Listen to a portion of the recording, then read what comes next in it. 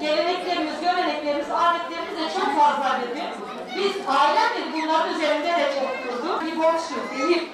Çıtayı yükselttiğiniz zaman ileride bu kızımızın yaşadığı sorunları, sıkıntıları sizler de yaşarsınız.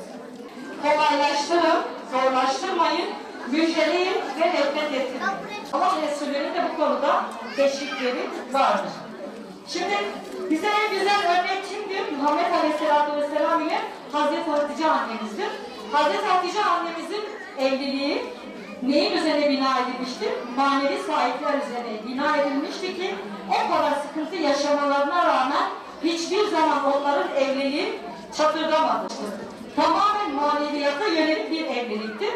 Bizler de bu hususlara dikkat edersek inşallah Teala güzel nesiller, güzel aileler, güzel nesiller, ahlaklı çocuklar yetiştirecek.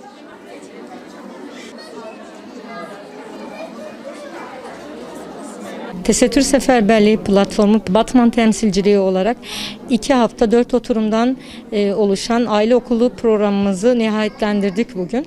Birbirinden değerli katılımcıların katılımıyla gerçekleşen ailenin önemine dair, aile içi mahremiyetlerine dair, düğün ve nişan merasimlerinde dikkat edilmesi gereken hususlara dair hocalarımızla hasbihal ettik.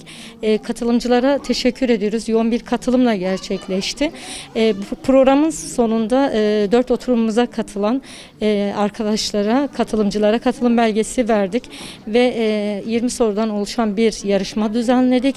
Yarışmanın neticesi birkaç gün sonra inşallah açıklanacaktır. Kendilerine de ödülleri çağrılıp verilecektir.